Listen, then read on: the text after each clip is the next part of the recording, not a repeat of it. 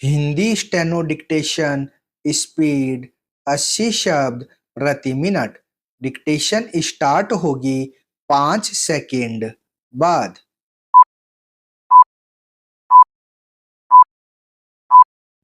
Start.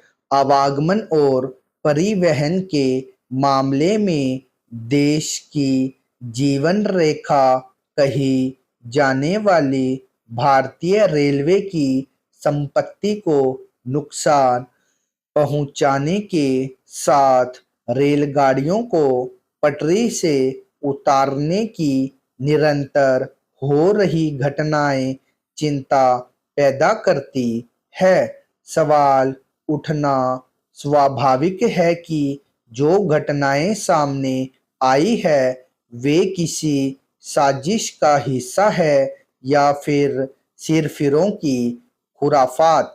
इसके पीछे की मंशा का पता लगाना भी रेलवे की सुरक्षा के लिए सबसे ज्यादा जरूरी है।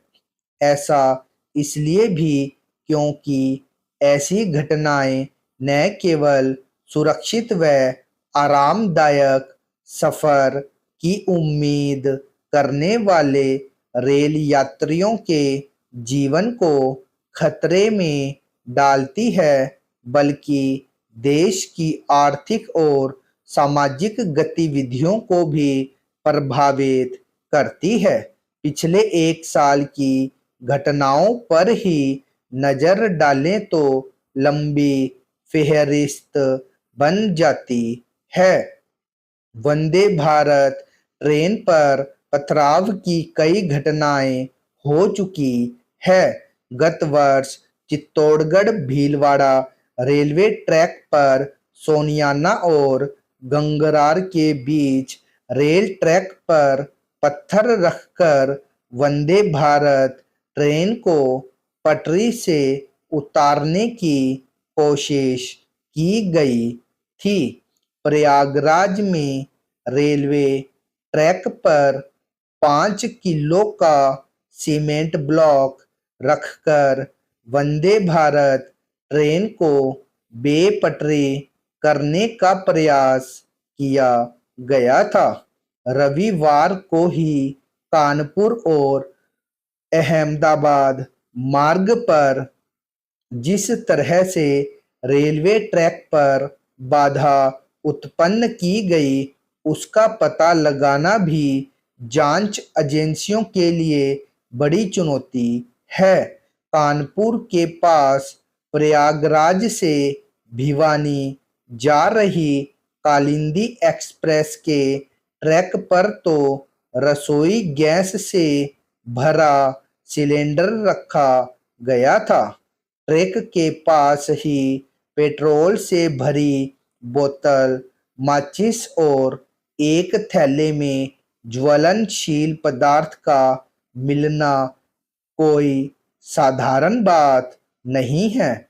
इसी प्रकार अहमदाबाद मार्ग पर सराधना बांगड़ स्टेशन के बीच 2 जगहों पर ट्रैक पर सीमेंट के 70 किलो के 2 ब्लॉक मिलना भी सामान्य घटना नहीं कही जा सकती।